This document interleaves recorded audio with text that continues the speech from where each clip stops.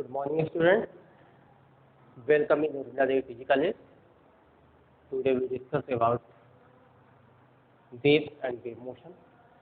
तो आज हम तरंग एवं तरंग गति के बारे में बात करेंगे कि वेव्स क्या होते हैं, उनका मोशन किस प्रकार से होता है।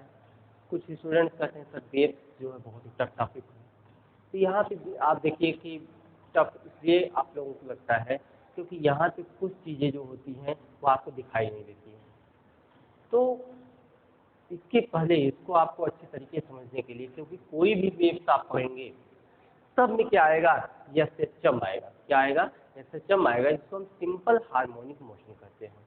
तो आप कोई भी वेव पढ़ेंगे वहाँ पे आपको सिंपल हार्मोनिक मोशन जरूर आपको मिलेगा, जरूर आपको देखने को मिलेगा।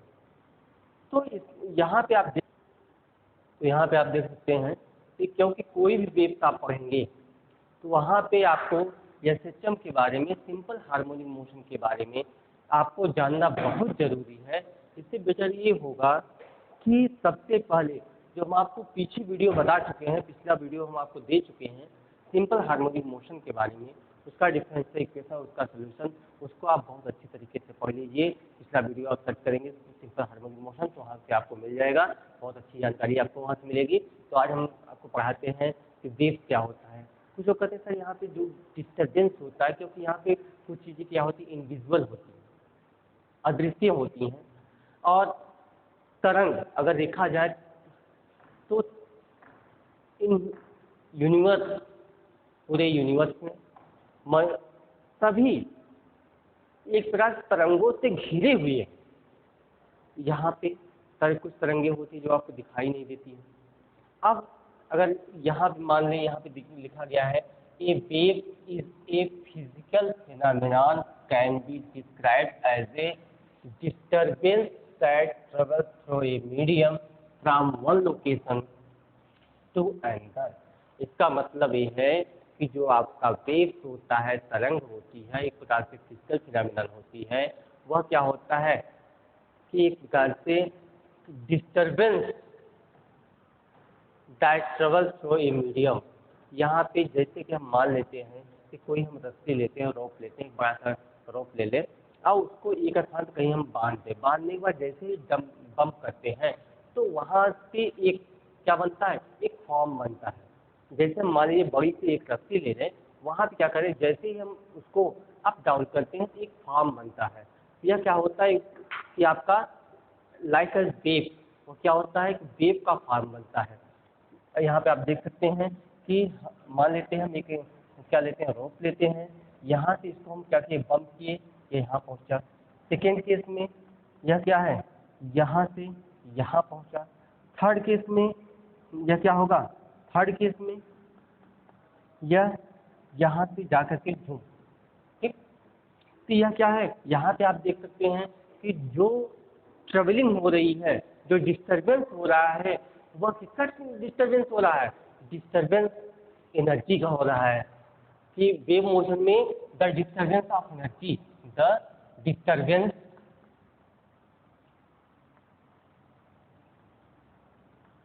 ऑफ एनर्जी, यहाँ पे डिस्टर्बेंस किसका होगा, एनर्जी का डिस्टर्बेंस होगा, जबकि पार्टिकल का डिस्टर्बेंस नहीं होगा।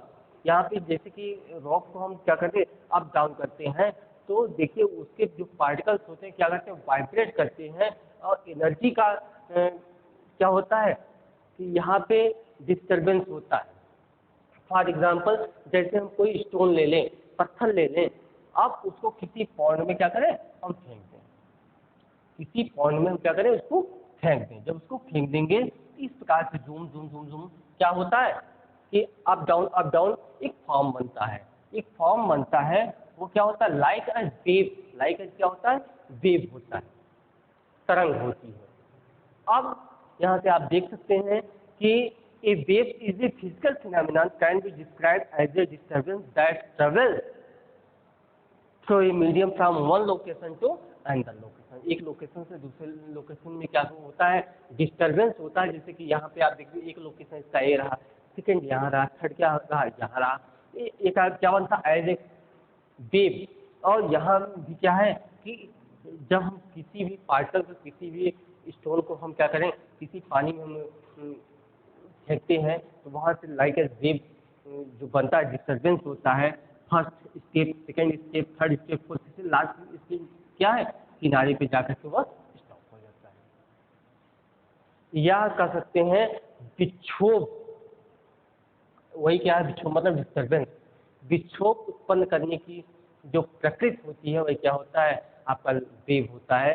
यहाँ पे when a stone is drop in a water pond, wave are produce at the point where the stone strikes the water in the pond. The particle of water vibrates only up and down about their mean position, while the wave travel outward. Water particle do not travel along the wave.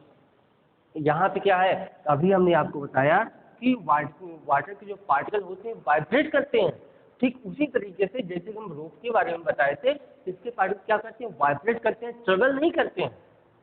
तो यहाँ पे क्या है, यह travel नहीं करते हैं, तो वाटर पार्टिकल जो है वह क्या करेंगे, ट्रेवल नहीं करेंगे, केवल अप एंड डाउन क्या करेंगे, वाइब्रेट करेंगे।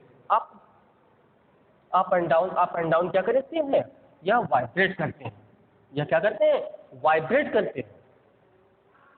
तो इस प्रकार से क्या बनता है, फॉर्म बनता है, इस प्रकार से फॉर्म बनता है। तो उसके बाद की बात करते हैं वेव मोशन। अभी हमने आपको बताया कि the disturbance of energy, the disturbance of energy, या कर सकते हैं कि ट्रांसफर ऑफ एनर्जी, क्या कर सकते हैं, बोल सकते हैं ट्रांसफर ऑफ एनर्जी, क्या बोलते हैं, ट्रांसफर ऑफ एनर्जी। या यहाँ पे मोमेंटम भी ट्रांसफर होता है। वेव मोशन की जब बात करते हैं, अर्थात a wave is a form of disturbance which travels through the medium due to repeated periodic motion of the particles of the medium about their mean position। वह अपने माध्य स्थिति के मतलब कि ट्रेवल करता है, डिस्टर्बेंस जो प्रोड्यूस होता है वह मीन पोजीशन के थ्रू होता है। यहाँ पे देख लीजिए, यह तरीके से इसका मीन पोजीशन है, अप डाउन। ठीक उसी तरीके से जब किसी स्टोन को किसी पॉन्ड में क्या करते हैं, फेंकते हैं, वहाँ से जो डिस्टर्बेंस होता है उसके पार्टिकल अप डाउन वाइब्रेट करते हैं, और जबकि वाटर पार्टिकल क्या करते हैं, ट्रेवल नहीं करते हैं। यहाँ क्या होता है, एनर्जी का ट्रांसफर होता है वन लोकेशन टू अनदर, एक लोकेशन से दूसरे लोकेशन में एनर्जी का ट्रांसफर होता है।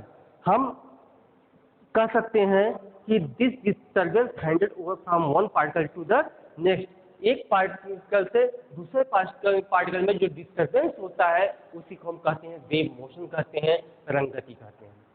अर्थात कि यहाँ पे भी हम देख सकते हैं कि जैसे जब हम इसको बम्प किए तो एक पार्टिकल वाइब्रेट किया यहाँ पे है, उसके बाद यह क्या है, आगे बढ़ा, तो यहाँ से जो एनर्जी है वह एक पार्टिकल के दूसरे पार्टिकल द्वारा क्या किया जाता है, कि दिया जाता है, और पार्टिकल ट्रेवल नहीं करता है, एनर्जी का ट्रांसफर होता है वन पार्टिकल टू अनदर, जिसको हम बोलते हैं वेव मोशन करते हैं। In general wave motion refers to the transfer of energy from one point to another point of the medium. तो यहाँ पे एक मीडियम से मतलब कि एक पार्टिकल से दूसरे पार्टिकल जो एनर्जी का ट्रांसफर होता है वही क्या होता है, आपका लाइट एज वेव होता है। यहाँ पर लाइट एज वेव की बात करते हैं तो आपका आ जाता है जैसे कि transfer of various form of energy, या लिख लीजिए transfer of various form of energy. तो बहुत से फॉर्म में एनर्जी का ट्रांसफर होता है, जैसे साउंड, लाइट, एक्स-रेज। ये क्या है कि एक प्रकार से ट्रांसफर ऑफ एनर्जी। तो यह क्या है, sound wave, light wave, X-rays, heat, इसके अंतर्गत क्या होता है, हीट भी आता है। तो यहाँ भी क्या होता है, transfer of energy one particle to another. तो यहाँ पे एक फॉर्म बनता है, वही क्या होता है, लाइक एज वेव होता है। मान लीजिए क्या है, यह पॉइंट ए है, यह पॉइंट क्या है, बी है, यह पॉइंट ए है, यह पॉइंट क्या है, बी है। यहाँ पे कि अर्थात transfer of various form of energy like sound, heat, light rays, X rays, radio wave take place in the form of wave motion. यह क्या होते हैं, यह जो ट्रांसफर होता है in the form of wave motion, क्या होता है, in the form of wave motion. फिर सिंपली कह सकते हैं कि the transfer of energy one particle to another are called wave motion. उसी को हम क्या कहते हैं, तरंग गति कहते हैं, वेव मोशन कहते हैं। यहाँ पे for transfer of energy through a medium, the medium must possess the property of elasticity, inertia and negligible frictional resistance. यहाँ पे जो मीडियम होता है, मतलब जिसमें एनर्जी का ट्रेवल होता है, तो वह अपने पास कुछ प्रॉपर्टी रखता है, इनर्शिया की प्रॉपर्टी रखता है, इलास्टिसिटी की प्रॉपर्टी रखता है, फ्रिक्शनल रेजिस्टेंस रखता है। तो जैसे सिंपल सी बात है कि वेव को चलने के लिए भी मीडियम की आवश्यकता होती है। एक कुछ वेव ऐसे होते हैं जिसको मीडियम में चलने की, मतलब मीडियम की आवश्यकता नहीं होती है। तो अभी हम आपको टाइप्स ऑफ वेव बताएंगे, ठीक है, टाइप्स ऑफ वेव बताएंगे, वहाँ पे आपको सब कुछ क्लियर हो जाएगा, सारे डाउट्स आपके क्लियर हो जाएंगे। यहाँ पे आप नोट कर सकते हैं, transfer of various form of energy, sound, light, X-rays, heat, radio wave in the form of wave motion. या क्या होते हैं, तरंग के रूप में चलते हैं। जो एनर्जी का ट्रांसफर होता है किसके रूप में चलता है, तरंग के रूप में चलता है। यहाँ पे कि जो मीडियम होता है अपने पास क्या रखता है कि प्रॉपर्टी रखता है, इलास्टिसिटी की प्रॉपर्टी रखता है, इनर्शिया की प्रॉपर्टी रखता है। यहाँ पे यह जो आप देख रहे हैं इस प्रकार से, ये आप देख रहे हैं कि इस प्रकार से जो ट्रेवलिंग है वो क्या है, एनर्जी का ट्रांसफर है। लाइक क्या है, वेव का फॉर्म बन रहा है, या वेव है, यही क्या है, वेव मोशन कहलाता है, तरंग गति कहलाता है। और इसको हम क्रेस्ट बोलते हैं, CREAST, इसको बोलते हैं थॉट बोलते हैं, TROUGH, इसको बोलते हैं, इसको क्रेस्ट बोलते हैं। तो शो ऑफ क्रेस्ट क्या होता है, जिसको हम बोलते हैं स्प्रिंग बोलते हैं और गर्थ बोलते हैं। अर्थात स्प्रिंग और गर्थ के रूप में जो इस प्रकार से चलता है वही क्या होता है, वेव मोशन होता है। यहाँ पे एनर्जी का जो हो रहा है वो क्या हो रहा है, ट्रांसफर हो रहा है। या सिंपली कर सकता है कि the disturbance that travels through a medium from one location to another, अर्थात एक लोकेशन से दूसरे लोकेशन में जो एनर्जी का ट्रांसफर होता है वही जनरली क्या कहलाता है, आपका वेव मोशन, तरंग गति कहलाता है। जैसा कि इस फिगर में आप देख भी सकते हैं, देख रहे हैं। अब यहाँ पे हम आपको बताएंगे कि एम्पलीट्यूड किस प्रकार से मिलता है, वेवलेंथ क्या होता है, फ्रिक्वेंसी क्या होती है, टाइम पीरियड क्या होता है। तो इसको आप एक बार देख लीजिए, नोट कर लीजिए, और इसका PDF आपको मिल जाएगा आपके लिंक पे, कॉलेज के ऐप पे भी मिल जाएगा। तो मेनली क्या है, वेव्स को बहुत ही अच्छी तरीके से समझने के लिए, जानने के लिए, क्योंकि जितने भी प्रकार के वेव्स होते हैं सभी क्या है, सब में आपको सिंपल हार्मोनिक मोशन मिलेगा। सिंपल हार्मोनिक मोशन से सभी जुड़े हुए हैं, तो सिंपल हार्मोनिक मोशन आप जरूर देखिएगा। तो यहाँ पे हम ले चलते हैं आपको कि इसमें हम आपको एम्पलीट्यूड बताएंगे, वेवलेंथ बताएंगे, फ्रिक्वेंसी बताएंगे, टाइम पीरियड बताएंगे। तब तक इसको आप नोट कर लीजिए, देख लीजिए, फिर आगे चलते हैं। अर्थात यह आपको क्या है, स्प्रिंग और गर्थ के रूप में जो चलता है, विक्षोभ को जो उत्पन्न होता है वही क्या होता है, वेव्स होता है। यहाँ पर ट्रांसफर ऑफ एनर्जी है, तो आप देख सकते हैं कि एक पार्टिकल द्वारा एनर्जी दूसरे पार्टिकल दिया गया, फिर तीसरे पार्टिकल दिया गया, तो इस प्रकार से जो बनता है वह क्या होता है, वेव होता है। जो ट्रांसफर ऑफ एनर्जी है वही क्या है, आपका वेव मोशन है। यहाँ भी वेव मोशन है, यहाँ भी वेव मोशन है। आप मतलब हर प्रकार के वेव से आप घिरे हुए हैं। तो यहाँ पे देख लीजिए, हम इसके बाद आपको वेवलेंथ बताएंगे, फ्रिक्वेंसी बताएंगे, टाइम पीरियड बताएंगे, एम्पलीट्यूड बताएंगे, ठीक है।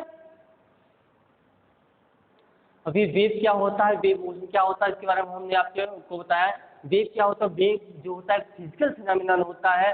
Wave motion the disturbance of, या कर सकते हैं generally the transfer of energy one particle to another, अर्थात एक पार्टिकल से दूसरे पार्टिकल के बीच जो एनर्जी का ट्रांसफर होता है वह क्या होता है, एक प्रकार से वेव मोशन होता है। जो पार्टिकल होते हैं वो क्या करते हैं, वाइब्रेट करते हैं, उसके दौरान क्या होता है, एनर्जी का ट्रांसफर होता है। इस प्रकार से आप देख सकते हैं कि अगर कोई पार्टिकल यहाँ पे है, इसको यहाँ पे एनर्जी का ट्रांसफर जो किया जा रहा है वह वन पार्टिकल टू अंदर, इस प्रकार से लाइक क्या बनता है, वेव मोशन होता है, वेव फॉर्म बनता है।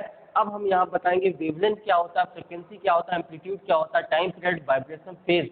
मतलब कि आपका वेवलेंथ जिसको हम तरंगदैर्घ्य करते हैं, फ्रिक्वेंसी मतलब आवृत्ति होती है, एम्पलीट्यूड मतलब आयाम होता है, टाइम पीरियड मतलब आवर्तकाल होता है, वाइब्रेशन मतलब कंपन होता है, फेज मतलब कला होती है।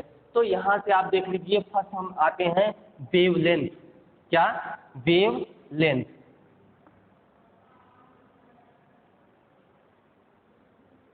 वेवलेंथ जिसको हिंदी में बोलते हैं तरंगदैर्घ्य कहते हैं। तरंगदैर्घ्य क्या होता है? The distance travelled by the wave in the time in which the particle of the medium completely one vibration. लिख सकते हैं the distance travelled by the particle, अर्थात यहाँ पे ELLED होगा, अर्थात the distance travelled by the particle, particle के द्वारा तय किया गया डिस्टेंस। तो in the time in which, in the time in which complete one vibration, complete one vibration, अर्थात the distance traveled by the particle, the distance traveled by the particle in the time in which complete one vibration called wavelength, called wavelength। अब यहाँ से आप देख लीजिए, जो आपका figure बना हुआ है, इस फिगर से आप देख सकते हैं कोई पार्टिकल है, या पार्टिकल क्या है? पॉइंट ए पर है। The distance travelled by the particle, particle के द्वारा तय किया गया distance in time, in the time in which complete one vibration. अगर देखा जाए तो पॉइंट, कोई पार्टिकल पॉइंट ए पे है, उसके बाद पॉइंट बी पे पहुंचा। ए क्या रहा? ए आपका कंप्लीट वन वाइब्रेशन है, कंप्लीट वन साइकिल अर्थात कंप्लीट वन वाइब्रेशन। तो यहाँ से यही क्या कहलाएगा? आपका वेवलेंथ कहलाएगा, तरंगदैर्घ्य कहलाएगा। इसका मतलब कि it is also defined as the distance between two nearest particle in the same phase. तो nearest particle in the same phase it is denoted by lambda. यहाँ लिख सकते हैं it is denoted by lambda. तो यह किसे denote किया जाता है? या लैम्डा से डिनोट किया जाता है। अर्थात इसका मतलब कि distance between two nearest particle in the same phase. तो यहाँ पे इस फिगर में जो डिस्टेंस ए बी है, in above figure the distance A B अर्थात lambda equal to A B जो है वही क्या है? वेवलेंथ ऑफ द पार्टिकल है। यही क्या है? Wavelength of particle. यहाँ पे आप देख सकते हैं कि पार्टिकल के द्वारा तय किया गया distance in complete one vibration, एक वाइब्रेशन में, जो वही कहलाएगा आपका वेवलेंथ ऑफ पार्टिकल। तो पार्टिकल का वही क्या होगा? तरंगदैर्घ्य होगा। इस फिगर में ए और बी कंप्लीट वन वाइब्रेशन को प्रदर्शित कर रहा है, तो यही ए और बी के बीच का जो डिस्टेंस होगा वही क्या होगा? वेवलेंथ होगा, तरंगदैर्घ्य होगा। इसको मीटर में जो मेजर किया जाता है, वेवलेंथ का यूनिट जो होता है मीटर होता है, इसको एंगस्ट्रॉम भी कहते हैं। अर्थात एक मीटर इक्वल टू होता है 10 टू पावर 10 एंगस्ट्रॉम, या 1 एंगस्ट्रॉम इक्वल टू होता है 10 टू पावर -10 मीटर होता है। तो अर्थात the distance travelled by the, तो यहाँ पे आप देख सकते हैं कि जैसा डिफिनेशन लिखा गया, the distance travelled by the particle in the time in which complete one vibration में कंप्लीट जो है पार्टिकल के द्वारा, यही ए और बी के बीच का जो डिस्टेंस है वही क्या है? आपका वेवलेंथ है, जिसको हम लैम्डा से डिनोट करते हैं और इसको मेजर करते हैं मीटर में। या 1 metre equal to 10 to power 10 angstrom होता है, या 1 एंगस्ट्रॉम इक्वल टू होता है 10 टू पावर -10 मीटर होता है। अब बात करते हैं किसकी? फ्रिक्वेंसी की बात करते हैं। किसकी बात करते हैं? सेकंड आपका आता है फ्रिक्वेंसी। क्या आता है? फ्रिक्वेंसी, जिसको बोलते हैं आवृत्ति कहते हैं। क्या कहते हैं? आवृत्ति कहते हैं। The number of vibration in 1 second, the number of vibration in 1 second, यहाँ लिख दीजिए the number of vibration, the number of vibration in 1 second are called frequency. It is denoted by n और f. यहाँ ध्यान दीजिए कि कोई दोलन करने वाली वस्तु होती है, कोई कंपन करने वाली वस्तु होती है, 1 सेकंड में जितनी बार कंपन करती है, जितनी बार दोलन करती है, वो उसकी क्या कहलाती है? आवृत्ति कहलाती है। या हम कह सकते हैं the number of vibration in 1 second are called frequency. It is denoted by n और f. किसी बुक में n से डिनोट किया जाता है, किसी बुक में f से डिनोट किया जाता है। इसके बारे में तो हम आपको पहले ही बता चुके हैं, लेकिन फिर भी हम यहाँ पे आपको बता दे रहे हैं कि फ्रीक्वेंसी क्या होता है। कोई दोलन करने वाली वस्तु 1 सेकंड में जितनी बार दोलन करती है वह उसकी क्या कहलाती है? आवृत्ति कहलाती है। अब यहाँ पार्टिकल देख लीजिए, कोई पार्टिकल है 1 सेकंड में जितनी बार क्या करेगा? दोलन करेगा, वो उसकी क्या कहलाएगी? आवृत्ति कहलाएगी। यहाँ पे आप इसको देख सकते हैं। अब बात करते हैं एम्पलीट्यूड की, ठीक है। थर्ड आप देख लीजिए, थर्ड क्या है? Amplitude.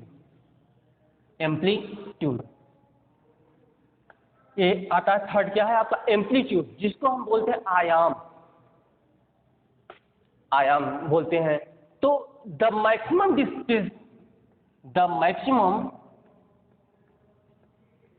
Displacement covered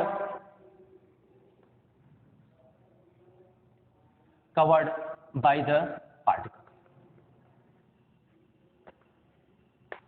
are called amplitude. The maximum displacement covered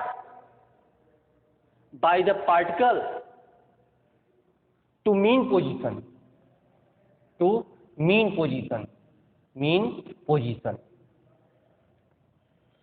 मतलब अपने माध्य स्थिति से, अपने यहाँ लिख दिए bye the particle from its mean position.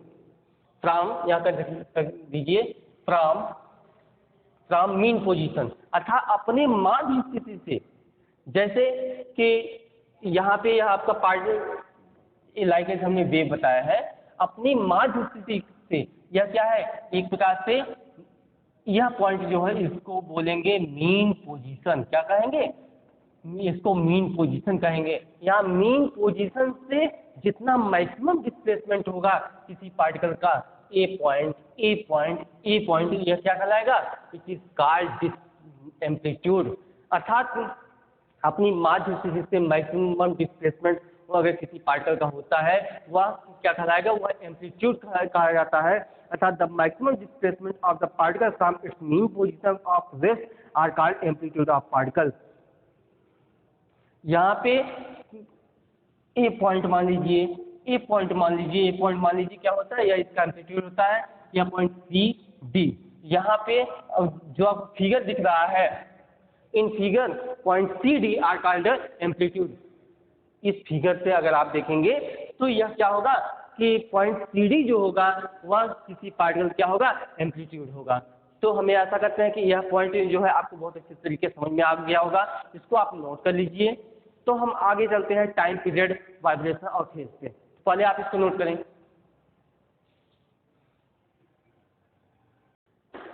अब यहाँ से आप देखिए टाइम पीरियड जिसको हम क्या बोलते हैं? आवर्तकाल कहते हैं। यहाँ पे time period, the time taken by one complete vibration, the time taken by a particle to complete one vibration. यहाँ लिख दीजिए the time taken by the particle of one complete vibration are called time period. It is denoted by capital T. It is denoted by capital T. अब यहाँ आप देख सकते हैं कि अर्थात कोई दोलन करने वाली वस्तु एक पूरा दोलन करने में जितना समय लेता है वह उसका आवर्तकाल कहलाता है। कोई मान लेते हैं कोई पार्टिकल है जो पॉइंट ए पर है, कोई पार्टिकल है जो पॉइंट ए पर है। अब पॉइंट ए से चल करके जितने समय में पॉइंट बी पर पहुंचेगा,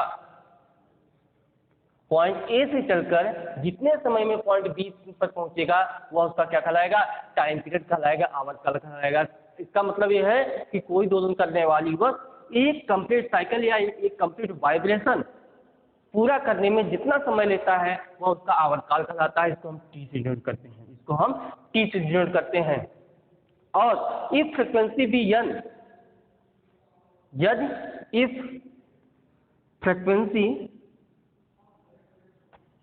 बी यन, यदि फ्रीक्वेंसी क्या है, यन है, तो अर्थात कि यन वाइब्रेशन करने में then time taken to complete one vibration, then time taken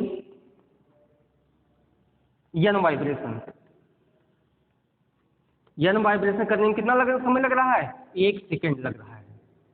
यह किसी पार्टिकल जो फ्रीक्वेंसी है वह यन है तो उसको यन वाइब्रेशन करने में कितना समय लग रहा है, 1 सेकेंड। अर्थात 1 सेकेंड में दोलन करने वाली वस्तु जितना दोलन करती है वो उसकी आवृत्ति कहलाती है। अर्थात कि अगर 1 सेकेंड में यन वाइब्रेशन कर रहा है और time taken to complete 1 vibration, time taken complete 1 vibration equal to क्या हो जाएगा, 1/n हो जाएगा। क्या हो जाएगा, इक्वल टू 1/n हो जाएगा, कंप्लीट 1 वाइब्रेशन। तो यही क्या हो जाएगा, टाइम टेकन कंप्लीट 1 वाइब्रेशन, यही आप कहलाता है टाइम पीरियड। क्या कहलाता है, टाइम पीरियड कहलाता है। इसको हम टी से जोड़ करते हैं, टी इक्वल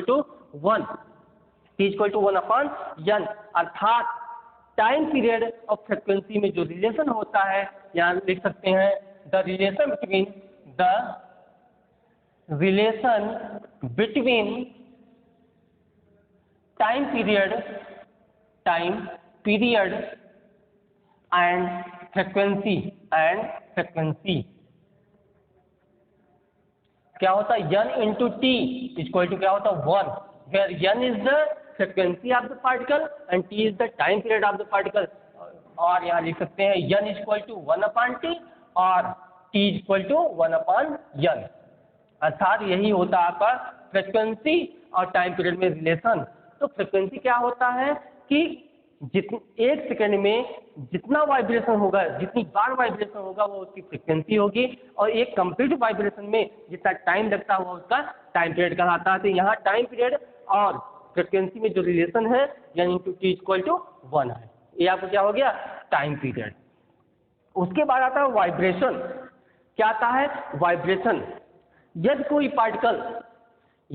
पार्टिकल अपनी मीन पोजीशन से एक्सट्रीम पोजीशन तक, अपनी मीन पोजीशन से एक्सट्रीम पोजीशन तक, अर्थात ये vibration is defined as the motion of a particle from its mean position to one extreme position, then to the other extreme position and finally back to the mean position. A vibration denotes to the and fro motion of particle. या simply कह सकते हैं कि vibration या कंपन क्या होता है, इसको हम लिखेंगे नहीं, हम आपको ऐसे ही बता दें वाइब्रेशन क्या होता है। कि जैसे कोई पार्टिकल है अपने मीन पोजीशन से एक एक्सट्रीम पोजीशन से दूसरे एक्सट्रीम पोजीशन से होते हुए जब अपने मीन पोजीशन पे पहुंचता है, जब अपने मीन पोजीशन पहुंचता है और उसे क्या कहते हैं, उसे वाइब्रेशन कह सकते हैं, या आप कह सकते हैं बैक एंड फोर्थ वाइब्रेशन या to and fro vibration are called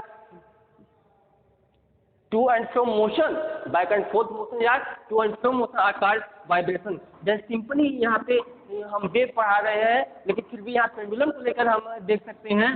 तो मान लीजिए क्या होता है, अगर पेंडुलम है या इसका मीन पोजीशन है या एक्सट्रीम पोजीशन, यहाँ से जाकर फिर एक्सट्रीम पोजीशन से आकर अगर अपने मीन पोजीशन में है, वही क्या होता है, वाइब्रेशन होता है। ठीक यहाँ भी आप फिगर में देख सकते हैं, कोई पार्टिकल ए पे है, यहाँ से चलता है एक एक्सट्रीम पोजीशन से दूसरे एक्सट्रीम पोजीशन अर्थात मीन पोजीशन से होते हुए दूसरे एक्सट्रीम पोजीशन से लेकर के अपनी मीन पोजीशन पे अगर पहुंच जाता है तो यह कहलाता है वन वाइब्रेशन, एक कंपन कहलाता है। ठीक है, क्या कहलाता है? वन वाइब्रेशन कहलाता है। अर्थात कि a vibration is defined as the motion of a particle from its mean position to one extreme position, then to the other extreme position, and finally back to the mean position. So a vibration denotes to and fro motion of particle. अर्थात कोई particle to and fro motion कर रहा है, या simply ये है कोई particle अपने मीन पोजीशन से होकर मतलब one extreme position to another extreme position and reach the its mean position are called vibration. यहाँ हमने सिंपल पेंडुलम का भी एक एग्जांपल लिया कि अपने मीन पोजीशन से एक्सट्रीम पोजीशन से होते हुए अपने मीन पोजीशन पहुंच जाता है। ये क्या कहलाता है? आपका वाइब्रेशन कहलाता है। अब बात करते हैं फेज। फेज मतलब क्या होता है? फेज मतलब कला होती है। अर्थात it is defined as the ratio of the displacement of the vibrating particle at any instant to the amplitude of the vibrating particle.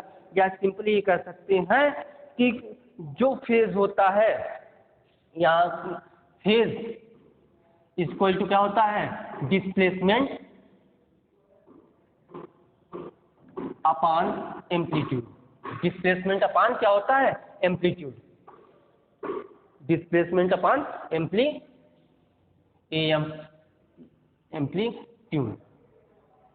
अर्थात कोई वाइब्रेटिंग पार्टिकल है, किसी क्षण उसका डिस्प्लेसमेंट और उसके एम्पलीट्यूड का जो रेशियो होता है वही क्या कहलाता है?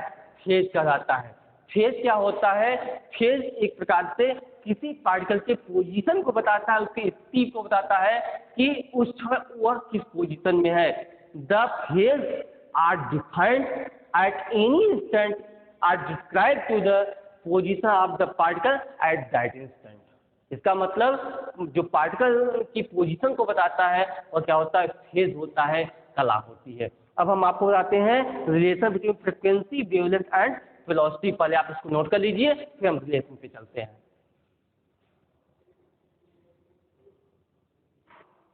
अब यहाँ पे देखिए relation between frequency, wavelength and velocity. Relation between frequency, wavelength and velocity अर्थात आवृत्ति, तरंग दैर्ध्य और वेग में संबंध। तो यहाँ पे किसी भी तरंग का जो वेलोसिटी होता है वह डिफाइन किया जाता है कि एक सेकंड में वह कितना डिस्टेंस क्या करता है? ट्रेवल करता है। अर्थात the velocity of the wave is distance travelled by the wave in 1 second. अर्थात एक सेकंड में कोई वेव कितना डिस्टेंस ट्रेवल करता है वह वेव की क्या होती है? वेलोसिटी। अर्थात वेलोसिटी इक्वल टू होता है डिस्टेंस अपॉन टाइम। अर्थात वेग बराबर विस्थापन बटे समय अंतराल होता है। अब उसके बाद आता है कि the wavelength of the wave is the distance travelled by the wave in one time period. One time period इसका मतलब ये है कि इस प्रकार से, अर्थात यहाँ पे आप देख सकते हैं कि एक कंप्लीट साइकिल मतलब वन टाइम पीरियड। क्या हो गया? One time period. और जीसी की लेमडा इक्वल टू, अगर हम इसको ए मान ले, इसको बी मान ले, यही क्या होता है? Lambda equal to A into B. यही क्या होता है? वेवलेंथ होता है। यही क्या होता है? वेवलेंथ होता है। और कोई पार्टिकल यहाँ से यहाँ तक पहुँचने में जितना टाइम लगाता है क्या होता है? वन टाइम पीरियड होता है। इसका मतलब ये है कि the wavelength of the wave is the distance travelled by the wave in one time period. अर्थात कोई भी वेव वन टाइम पीरियड अगर डिस्टेंस ट्रेवल कर रहा है तो वही क्या होता है? उसका वेवलेंथ होता है। अर्थात wavelength equal to velocity into time period. अर्थात lambda equal to V into T. और हम जानते हैं कि टी इक्वल टू 1/n और n इक्वल टू क्या होता है? 1/t। क्योंकि आवर्तकाल इक्वल टू होता है 1 बटे आवृत्ति, या आवृत्ति इक्वल टू 1 बटे आवर्तकाल। मतलब कि टाइम पीरियड इक्वल टू 1/फ्रीक्वेंसी और फ्रीक्वेंसी इक्वल टू 1/टाइम पीरियड। तो हो गया lambda equal to V upon N. Lambda equal to V upon N. तो हो गया फ्रीक्वेंसी, वेवलेंथ एंड वेलोसिटी में रिलेशन। यहाँ लिख दीजिए which is the relation between velocity, wavelength and frequency of the wave। अर्थात यह जो संबंध होता है यह बताता है किसी भी वेव के तरंगदैर्घ्य, वेग और वेग में क्या संबंध होता है, इसके बारे में ये फार्मूला जो होता है डिस्क्राइब करता है। यहाँ पे लगे हाथ ही हम आपको सोच रहे हैं कि एक न्यूमेरिकल भी बता दें, तो एक न्यूमेरिकल बता देंगे, उसके बाद चलते हैं टाइप्स ऑफ वेव में। पहले इसको आप नोट कर लें, फिर हम न्यूमेरिकल आपको इसी के साथ एक ट्राई कर बता देते हैं। क्वेश्चन देख लीजिए, क्या कर रहा है, consider a rope 10 metre long. हम मान लेते हैं कि कोई रस्सी है और क्या है, 10 मीटर लॉन्ग है, with A mass of 0.05 kg, और उसका मास क्या है, यम 0.0550 kg। ठीक, 1 inch of the rope is given a transverse motion of a small amplitude with a frequency 10 seconds of the tension in the rope is 200 Newton. तो यहाँ पे जो इसका एम्पलीट्यूड है इस प्रकार से पंप करता है, उसका एम्पलीट्यूड कितना है कि स्मॉल एम्पलीट्यूड है, और उसका फ्रिक्वेंसी 10 मतलब कि 10 ऑक्सीलेशन पर सेकेंड है। यहाँ पे टेंशन जो दिया गया है वो 200 न्यूटन दिया गया है। तो उस रस्सी का मतलब कि रस्सी के द्वारा जो वेव का तरंगदैर्घ्य होगा वह कितना होगा। तो यहाँ पे सबसे पहले कि the velocity of transverse wave,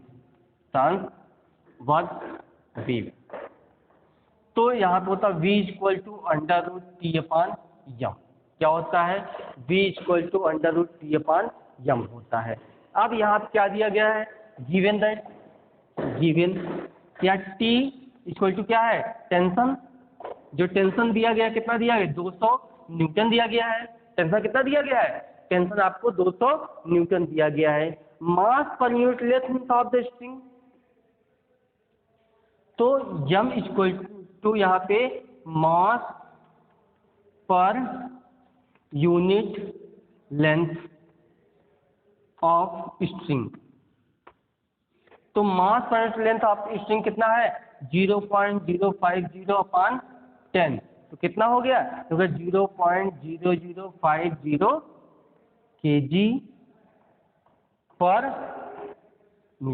क्या हो गया कि kg/मीटर हो गया। अब बात यहाँ करते हैं कि किसका मान आ गया, m का मान आ गया।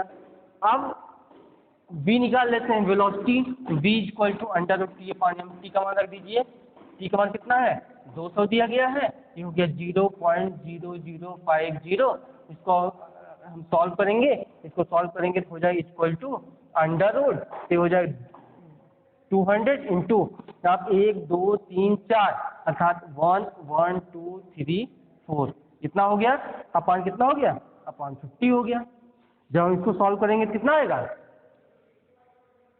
आएगा 200 मीटर पर सेकेंड। ये वेलोसिटी आ गया। ठीक, कितना आ गया, 200 मीटर पर सेकेंड। अब यहाँ पर दिया गया है, क्या दिया गया है, गिवन दैट n = अर्थात यहाँ पे 10 पर सेकेंड, 10 ऑक्सीलेशन पर सेकेंड दिया गया है। तो सीधा आपको क्या निकालना है, लैम्डा वी नो आप जानते हैं लैम्डा = क्या होता है, लैम्डा = होता है T/n। लैम्डा = क्या होता है, नहीं T/n नहीं, V/n। क्या होता है, V/n।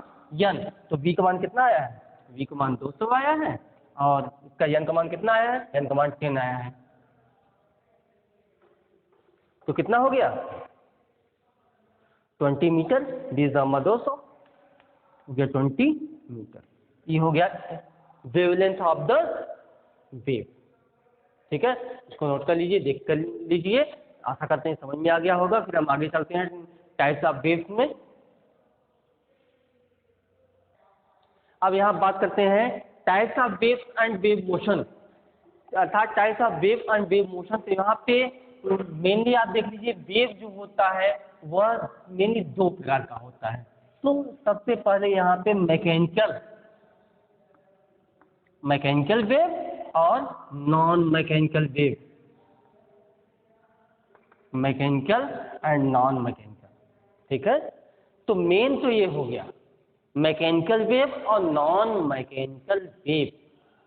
सिंपल सी बात है कि जिसको चलने के लिए, जिसको ट्रेवल करने के लिए मीडियम की आवश्यकता होती है, जिसको चलने के लिए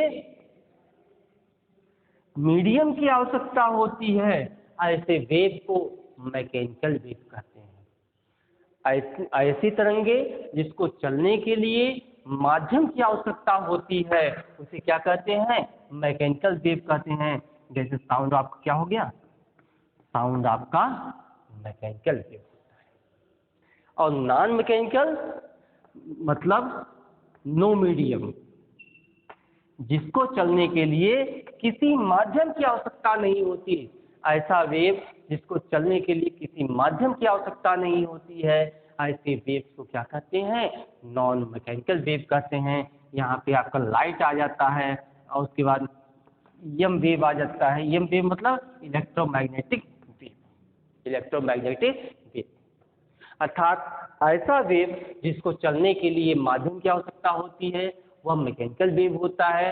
जिसको चलने के लिए माध्यम की आवश्यकता नहीं होती है, ऐसे वेव को हम क्या कहते हैं? नॉन मैकेनिकल वेव कहते हैं। अब बात आ जाएगी सर डी ब्रॉगली वेव। यहाँ पे डी ब्रॉगली वेव जो है वह क्या होता है कि आप क्वांटम मैकेनिक्स में पहुँच गए, लेकिन जबकि यहाँ क्या पढ़ना है, ये आपको क्लासिकल मैकेनिक्स है। वहाँ पे क्वांटम मैकेनिक्स पिछली वीडियो में हम आपको दे चुके हैं, ठीक है, उसको वहाँ देख लीजिएगा। डी ब्रॉगली वेव जो होता है पार्टिकल वेव है, वेव पार्टिकल है, लाइट पार्टिकल है, पार्टिकल लाइट है, ठीक है। तो वहाँ पे डुअल कैरेक्टर है और डी ब्रॉगली वेव अलग है, क्वांटम मैकेनिक्स में है। यहाँ सिंपली आप देख लीजिए मैकेनिकल एंड नॉन मैकेनिकल, मतलब कि जिसको चलने के लिए मीडियम की आवश्यकता होती है वह मैकेनिकल है, जिसको चलने के लिए मीडियम की आवश्यकता नहीं होती है क्या होता है? नॉन मैकेनिकल वेव होता है। जैसे साउंड वेव क्या होता है? मैकेनिकल होता है। और लाइट वेव हो गया आपका, इलेक्ट्रोमैग्नेटिक वेव हो गया, वो क्या होता है? नॉन मैकेनिकल होता है। यहाँ पे आप इसको देख लीजिए, one of the simplest ways to demonstrate wave motion is to take the loose end of a long rope which is fixed at the other end। यहाँ पे हम एक लंबी सी रस्सी ले लें और एक सी क्या करते हैं? फिक्स कर लें। ये आप क्या हो गया? रोप हो गया। एक लंबी रस्सी ले लें, उसका एक सिरा क्या करते हैं? फिक्स कर दें। And to move the loose end quickly up and down. अब यहाँ क्या करें? अप एंड डाउन इसको क्विकली मतलब बहुत तेजी के साथ, जैसे रस्सी लेने बहुत तेजी के साथ उसको क्या करें? अप डाउन करें, बहुत तेजी के साथ उसको अप डाउन करें। क्रेस्ट एंड थ्रोट अर्थात यहाँ पे स्प्रिंग और गर्त बनता है, सी क्रेस्ट थ्रोट।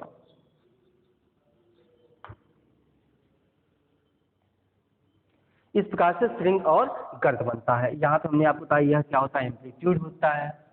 और एक कंप्लीट वाइब्रेशन में उसका वेवलेंथ होता है, ठीक है। उसको बहुत तेजी से क्या करें? अप एंड डाउन करें। तो यहाँ पे वेव जो होता है अप डाउन क्या करता है? मूव करता है। यदि रस्सी क्या है? अनंत तक उसके लॉन्ग है और वहाँ पे जो वेव क्या है वह ट्रेवल कर रहे हैं, तो ऐसे वेव को क्या बोलते हैं? प्रोग्रेसिव वेव कहते हैं। ऐसे वेव क्या बोलते हैं? प्रोग्रेसिव वेव कहते हैं। यदि क्या है? लेंथ बहुत अधिक है और इसको अप डाउन बहुत तेजी से करे और यह अनंत तक क्या करे कि वेव फॉर्म बनाए, तो यह क्या कहलाता है? यह प्रोग्रेसिव वेव कहलाता है, अथवा जिसको हम ट्रेवलिंग वेव कहते हैं। तो अगर यह बहुत ही लॉन्ग है क्या क्या हो जाएगा? प्रोग्रेसिव, प्रोग्रेसिव और इसको बोलते हैं ट्रेवलिंग। इसको प्रोग्रेसिव वेव या ट्रेवलिंग वेव भी कहते हैं, ठीक। इसको प्रोग्रेसिव वेव या ट्रेवलिंग वेव भी कहते हैं। जब कोई लंबी रस्सी है उसको हम बहुत तेजी से अप डाउन करें तो यहाँ पे स्प्रिंग और गर्त बनता है। यदि वेव जो है कि इनफाइनाइट तक, अर्थात if the rope were infinitely long, अनंत तक लॉन्ग है, such wave would be called progressive wave और travelling wave. These waves are travelling in an unbounded medium free from possible reflecting तो यहाँ पे क्या होता है कि यह वेव जो होता है ट्रेवल करता है अनबाउंड मीडियम में, अर्थात फ्री स्पेस में, जहाँ पे मतलब अनबाउंड मीडियम होता है। ऐसे वेव क्या बोलते हैं, प्रोग्रेसिव वेव कहते हैं। यहाँ पे क्या है, स्प्रिंग और गर्त बन रहा है, जब बहुत तेजी से उसको अप डाउन करते हैं तब। अब उसके बाद if the medium is limited in extent, for example if the rope were reduced to a violin string, यहाँ वायलिन स्ट्रिंग मतलब कि दोनों सिरे क्या हो, बंधा हुआ, दोनों सिरे क्या हो, बंधा हुआ। जैसे कि सितार होता है, उसका जो स्ट्रिंग होता है वो क्या होता है, दोनों साइड बना होता है, इसको टुन टुन टुन टुन टुन टुन करते हैं, ठीक। तो वायलिन स्ट्रिंग है कि fix at both end, the progressive wave travel on the string would be reflected at both end, the vibration of the string would then be the combination of such waves move to and fro along the string and these are known as standing wave or stationary wave। हम इसको क्या करते हैं, जब हम इसको up and down to and fro motion करते हैं, ये क्या करता है, बैक एंड फ्रो मोशन करता है इस प्रकार से, ठीक है। तो जो आपका स्ट्रिंग होता है, वायलिन की स्ट्रिंग होता है, वह क्या करता है, अगर दोनों साइड बंधा हुआ है तो ऐसे वेव को हम बोलते हैं स्टेशनरी, स्टेशनरी और स्टैंडिंग वेव, स्टैंडिंग वेव कहते हैं, स्टेशनरी वेव और स्टैंडिंग वेव कहते हैं, ठीक है। अब उसके बाद आता है यहाँ पे जो वेव मोशन होता है, तरंग गति होती है, वो दो प्रकार के होता है, longitudinal and transverse. Wave motion जो होता है दो प्रकार से होता है, लॉन्गिट्यूडनल एंड ट्रांसवर्स यहाँ पे जो किसी भी तरंग का जो मोशन होता है, गति होता है, दो प्रकार से होता है, लॉन्गिट्यूडनल होता है, ट्रांसवर्स होता है। इसको हम अनदैर्घ्य और अनुप्रस्थ तरंगे कहते हैं, अर्थात longitudinal wave and transverse wave motion, अनदैर्घ्य तरंग गति और अनुप्रस्थ तरंग गति। यहाँ पे ट्रांसवर्स वेव मोशन क्या है, in this type of wave motion the particle of the medium vibrate at right angle to the direction of propagation of the wave, light waves are transverse wave. Transverse wave की बात करते हैं, अनुप्रस्थ तरंगों की बात करते हैं, यहाँ पे जो उसके पार्टिकल होते हैं वह संचरण की दिशा के लंबवत अर्थात डायरेक्शन ऑफ प्रोपगेशन के परपेंडिकुलर मूव करते हैं इस प्रकार से। अगर यहाँ पे हम मान लेते हैं, अभी हमने आपको बताया इलेक्ट्रोमैग्नेटिक वेव, लाइट वेव, यदि ए है, ए क्या है, जब है तो डायरेक्शन क्या होगा, यह डायरेक्शन होगा, या इलेक्ट्रोमैग्नेटिक वेव का डायरेक्शन होगा। और इलेक्ट्रोमैग्नेटिक वेव भी क्या होता है, ट्रांसवर्स वेव होता है।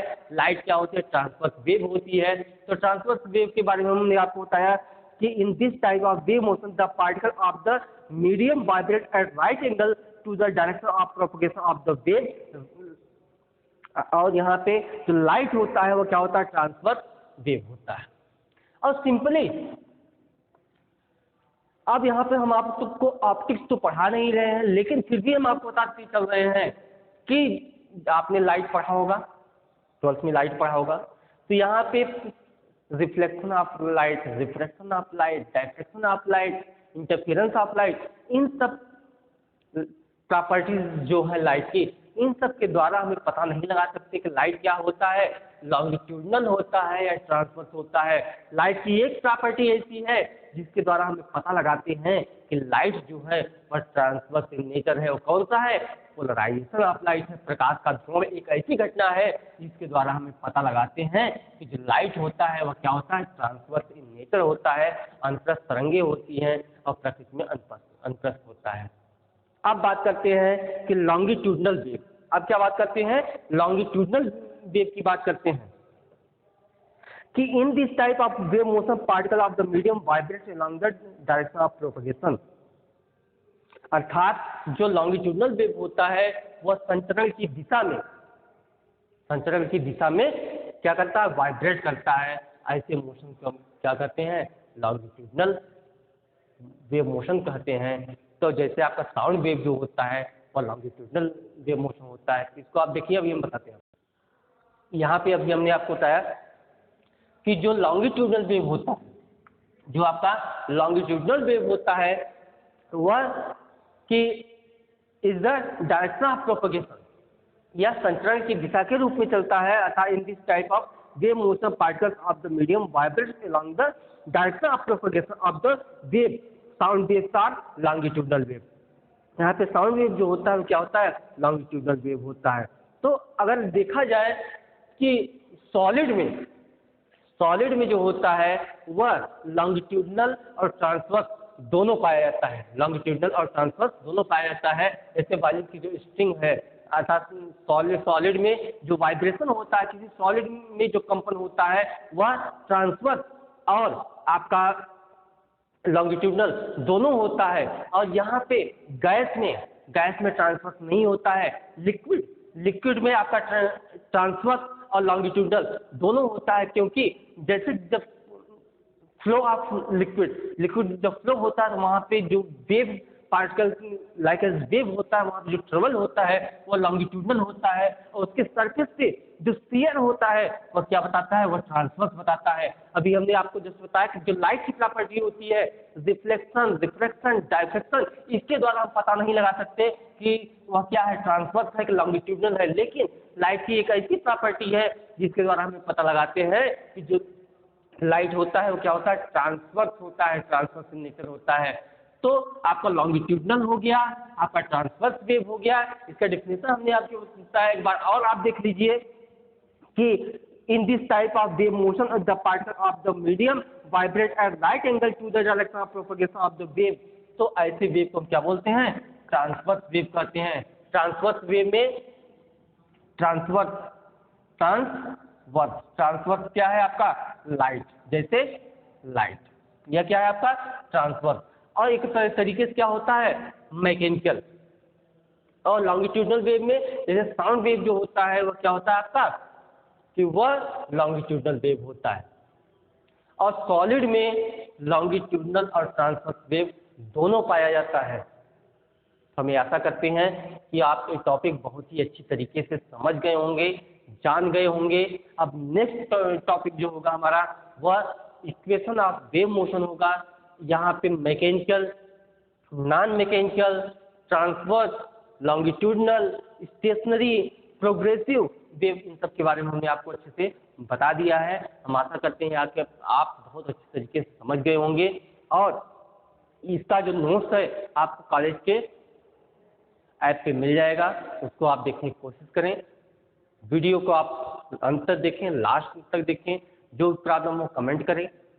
हम आपका सहयोग मिलेगा तो हम बेटर से बेटर आपको बताने की कोशिश करेंगे, बेटर से बेटर आपको नॉलेज देने की कोशिश करेंगे। तो आप इसको देखते रहिए और आगे बढ़ते रहिए। हम आपके उज्जवल भविष्य की कामना करते हैं। नेक्स्ट वीडियो बहुत ही इंटरेस्टिंग हम लेके आएंगे, जिसमें होगा इक्वेशन ऑफ वेव मोशन। तब तक के लिए धन्यवाद। थैंक्स। आपका दिन मंगलमय हो, आपके उज्जवल भविष्य की कामना करते हैं। धन्यवाद।